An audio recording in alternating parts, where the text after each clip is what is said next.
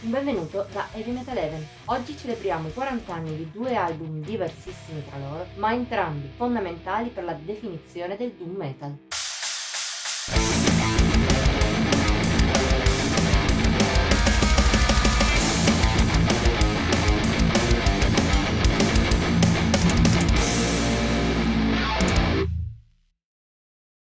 Rispetto a tanti altri generi metal, il doom ha sempre vissuto un po' in ombra. Qui in Italia, ed è probabile anche nel resto del mondo, è uno stile che non ha mai raggiunto un largo pubblico, neppure con le sue band di punta, con l'unica eccezione del death doom inglese dei primi anni 90. Ancora oggi poi rimane uno dei generi più bistrattati dagli stessi ascoltatori metal, nonostante la sua varietà possa renderlo in potenziale appetibile a un pubblico ampio. Qual è la ragione di tutto ciò? In parte la causa potrebbe essere del suo essere, anche nelle branche più accessibili, non di facilissimo ascolto, vista la sua natura atmosferica e spesso intimista. Tuttavia la risposta più probabile, almeno per noi, è che al contrario della maggior parte degli altri generi, il doom non ha mai avuto una vera e propria scena coesa, ed è così sin dai suoi inizi. In effetti, anche la storia di come è nato il doom metal è incostante e poco lineare. Sul momento zero non ci sono dubbi. La canzone omonima dei Black Sabbath, che apre il disco dallo stesso titolo, è, oltre che il primo vero pezzo metal, anche l'inizio del doom. Gli stilemi ci sono tutti, dalle chitarre ribassate alla lentezza e all'oscurità. Stilemi su cui poi la stessa band di Tony Iommi ha costruito la prima e più importante parte della propria carriera. Ma gli inglesi all'epoca erano una voce nel deserto. Nonostante alcuni gruppi minori ne seguivano le tracce, presto il metal si è indirizzato altrove. Sull'onda dei precursori Judas Priest e Motorhead, la prima vera scena heavy metal, ossia la New Wave of British Heavy Metal, ha puntato più su energia e velocità che sulla pesantezza lenta e oscura dei Sabbath. Certo, qualche eccezione in quella scena c'è stata, come gli Witchfinder General, ma anche loro all'inizio erano una mosca bianca, peraltro molto legata ancora alla New Wave of British Heavy Metal, nonostante la componente Doom, il quale per vedere davvero la luce come genere a sé stante dovette aspettare ancora un poco. L'anno cardine sotto questo punto di vista è il 1984, un periodo in cui già il centro del metal mondiale si stava spostando dalla Gran Bretagna agli Stati Uniti. E non è un caso se all'inizio di quell'anno proprio in America sono usciti due capisaldi che, seppur in modo indipendente l'un dall'altro, hanno contribuito entrambi a rendere il genere qualcosa a sé stante rispetto all'heavy metal tradizionale. A cominciare furono i californiani Sam Vitus, a oggi uno dei nomi di spicco della scena doom, ma che all'epoca erano molto innotevoli. Nati già alla fine degli anni 70 e attivi col nome di Tyrant fino al 1981, dopo un paio di demo si ritrovarono in una data imprecisata del febbraio 1984 a pubblicare il proprio album omonimo. Nelle intenzioni doveva essere una dichiarazione di intenti già dalla copertina tutta nera, ma nella pratica si sente che il quartetto ancora non aveva le idee troppo chiare. È un fatto udibile già nel genere, che rimane ancorato all'hard rock e non solo. St. Vitus ha anche delle influenze punk dovute forse alla produzione di Death Scadena, allora nei leggendari Black Flag, dello storico ingegnere del suono di quest'ultimi Spot e di Joe Carducci, proprietario di SST Records, etichetta proprio di settore punk. Ciò tra l'altro per il disco si traduce in un suono grezzo all'estremo, forse anche troppo. Non valorizza i riff del St. Vitus, specie quando si spingono su territori più sabbatiani. Soprattutto però a incidere sulla resa del disco è l'inesperienza del gruppo. La si sente per esempio nei vocalizzi di Scott Rogers, non sempre intonati né bene adatti ai brani, ma anche il songwriting non è il massimo. In certi casi tende a perdersi, a non risultare ottimale. L'esempio emblematico di ciò è Sam Vitus. Nel tempo sarà pure diventata iconica, ma rimane solo carina nella sua natura veloce e scanzonata, almeno per i gusti di chi ha scritto questa retrospettiva. Nonostante l'immaturità però, i Sam Vitus in questo esordio dimostrano anche i semi che poi li porteranno alla meritata fama attuale. Sono ben udibili in tracce valide come White Magic Black Magic, The Psychopath e Burial at Sea. La prima si rivela dinamica ma con un velo inquietante per buona parte della sua durata, per poi diventare truce nel finale. Lo è molto anche la terza, che chiude l'album, sia nella norma catacombale, con intuizioni che verranno sviluppate nel funeral solo un decennio dopo, sia nel più veloce tratto centrale, l'oscurità e di casa. Il vero capolavoro è però la seconda, pezzo più doom del disco, è lenta e asfissiante e anticipa sia le atmosfere tristi di parte del genere, sia diverse altre soluzioni che poi si potranno ritrovare in stoner, epic e altri sottogeneri doom. Insomma, al di là dei diversi difetti, St. Vitus si rivela un buon album, con diversi momenti validi.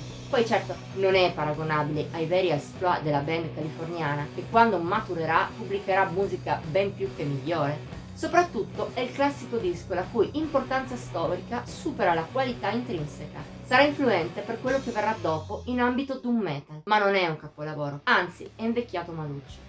Se dovessimo esprimerlo in termini numerici, per noi non supera il 78 su 100. Forse una bestemmia per qualcuno, ma è la nostra opinione.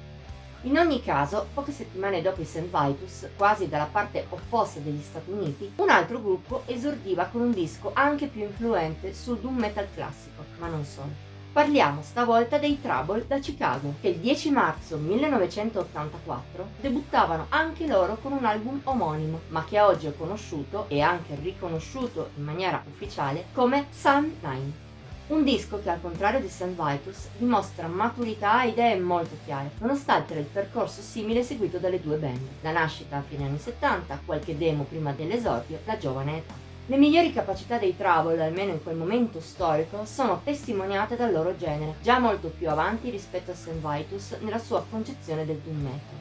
E sì che oggi non si sente poi tanto spesso del doom simile. Al di là dei luoghi comuni che vorrebbero il genere lento e ripetitivo, Psalm 9 è un album vivace, variegato e spesso anche veloce, seppur non manchino momenti più cadenzati.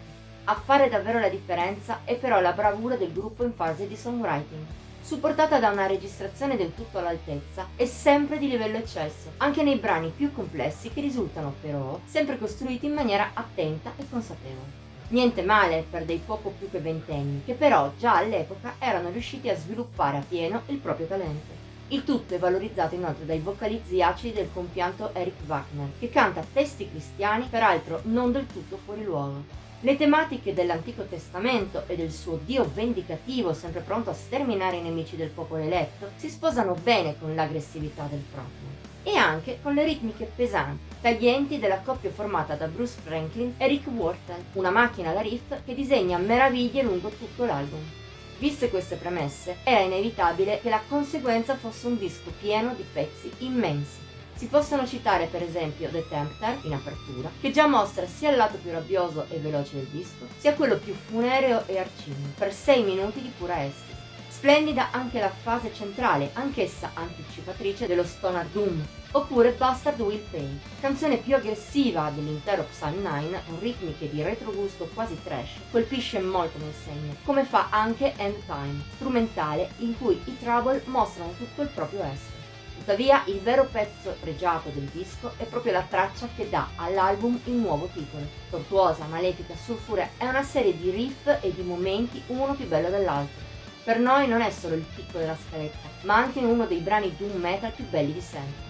Comunque sia, anche quelli finora non menzionati fanno la loro bella figura. Per esempio Assassin, con una nota più new wave of British heavy metal, che mostra l'attenzione dei Trouble alle tendenze del momento. Oppure The Fall of Lucifer, con inediti spunti positivi a livello di atmosfera, che però non stonano col dinamismo e con la cattiveria di cui dispone. E in generale, Psalm 9 non ha neppure un brano meno che eccezionale. Parliamo di un disco davvero mastodontico, che al pari della title track non può mancare in nessuna classifica dei dischi più belli in ambito Doom.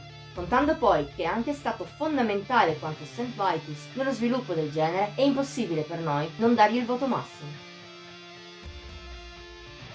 Al contrario delle solite retrospettive doppie fatte finora, in cui spesso se non alla pari i dischi lo erano quasi, in questo c'è un netto vincitore, almeno a livello di qualità. Ma come detto poco fa, a livello storico i Trouble non battono i St. Vitus, anzi. Entrambi i dischi sono stati importanti per lo sviluppo del doom metal e anche nell'anticipare le tendenze future. Per esempio, le venature punk dei californiani sono quasi un presagio dello sludge metal, che poi altri di lì a qualche anno inventeranno, e degli accenni funeral e stoner abbiamo già parlato.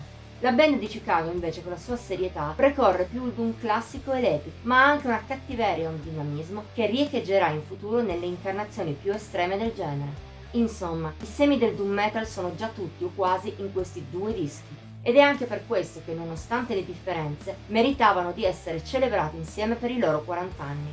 Che altro dire a questo punto? Se fosse una normale recensione ti consiglieremmo di fare tuoi sia St. Vitus che Psalm 9 a ogni costo, ma in questo caso è inutile. Siamo certi che se ami il genere saranno dischi che già possiedi e veneri. Questa lunga retrospettiva finisce qui. Ti è piaciuta la nostra celebrazione di questi due capisaldi d'un metal? Allora metti like, condividi e commenta. Ti invitiamo inoltre a iscriverti al nostro canale e attivare la campanella degli avvisi per rimanere sempre al passo con i video che pubblichiamo ogni settimana. Infine siamo anche su Instagram, Facebook e Pinterest. I link sono in descrizione. Ci vediamo la prossima volta!